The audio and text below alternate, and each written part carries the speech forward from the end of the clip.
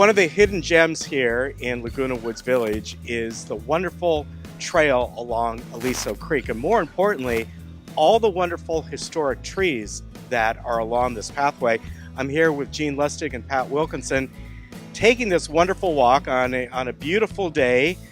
And this is really something that is very, very unique to this village and quite beautiful, isn't it? Yes, it certainly is. It's a gem. It's a treasure. And there goes a snowy egret. There it goes. The drone got it. You know what's really so nice, as I alluded to, Pat, is the fact that besides the ever-changing beauty of this, because it changes throughout the seasons, are these historic trees that are here. And what's really great is that a wonderful guide has been created, the Tree Walk Guide, that takes you right through Aliso Creek Park, and it starts up right there on Avenida Seville, and you can walk this way and see all these historic trees, and they're right in here, right? Yes, indeed. And Gene's the one who did all the research on these trees, and I did the photography and put the brochure together, and so it's been quite a fun thing to go through. Gene, how long did it take you to, are you an arborist? Where did you get to the knowledge to categorize all these trees? All right, it started when I worked on the tree labels here, and I Okay. got interested in the trees, and I realized there's trees here from 6 continents. And I Wow. think everybody should know. They're interesting. And I had a hobby when I first moved here of researching just the trees on the 3 what we call vintage walks. I know better than to branch out because there's a lot of trees. No pun intended, right? Well, there's so many trees here. We're standing right over here by the bridge, and we're looking up at the grassy knoll here. And this is which one is this? Is it a coastal pine, am I right? A coastal redwood, or otherwise known as the California redwood. Interesting tree. For one thing, it grows along the California coast, the Pacific coast. It needs that kind of environment. And it goes from Monterey up to the southwest corner of Oregon. Narrow strip. It represents 3%. That's all that's left of the coastal redwood. So what's it doing all the way south down here? How did it get here? Do you know that? They're not, they're planted. And look, some of them grow, and there are a number of them in the village. This one, you can tell by looking at it, it doesn't look like the ordinary California redwood. No. It's got a little stumpy trunk.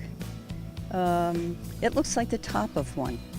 You know, it does. In some of the coastal redwoods, don't they kind of lean over just because of the prevailing wind? Height can go to over 300 feet, Yeah. too. They get so tall, and they have huge trunks. This has a magnificent trunk. And how old do you think this one is?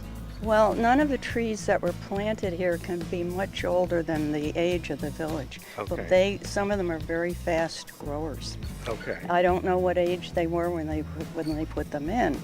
But we just had our 50th anniversary. Well, it's 50, Yeah. And in the 54 years now. So this was blank canvas, this area along the creek.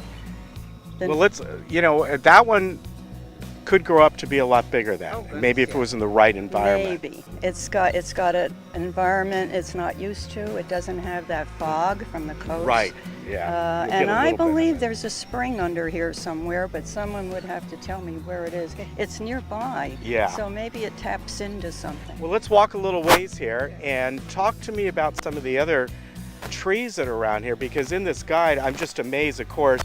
I'm just looking here, a willow tree, California pepper, a cook pine, and we also have one that I saw quite a while when I was walking around here.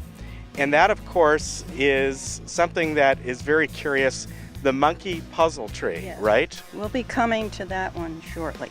Now, that's a really curious name. It's right behind us here, and if you didn't know any better, you might think it's some sort of a pine tree or a redwood. Monkey puzzle, where does that come from? Well, it comes from the fact that someone in Kew Gardens, where it first got planted, was looking up at it and made the comment, it would puzzle a monkey to climb that, and the name kind of stuck. Well, first of all, it comes from Chile. It's endangered there. They protect it. Let me take a look at it. When it gets to be an adult, all those lower branches, it's natural for them to go away, and it ends up looking like a lollipop. Okay. A huge tree with something at the top. Our next tree we're going to stand in front of, we're going to head on down to that centuries-old sycamore, right? That's right. All right, let's head on down that way.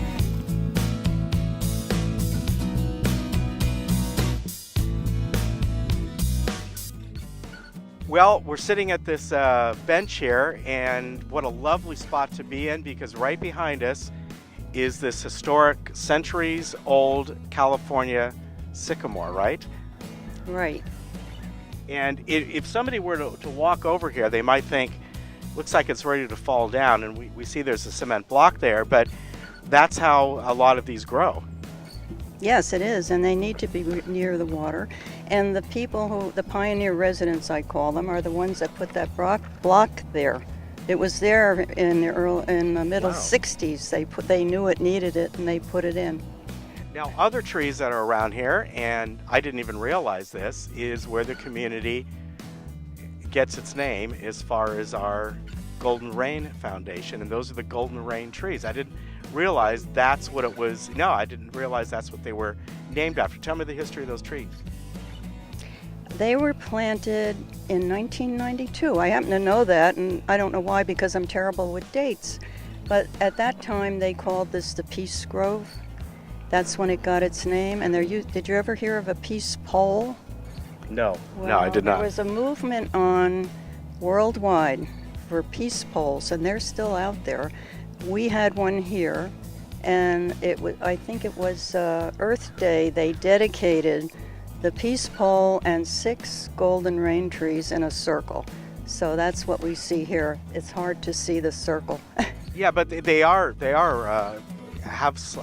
especially right now when we're sitting here in mid-afternoon, the way the sun is hitting it, they do have this kind of a greenish gold look to them. Do the leaves change color?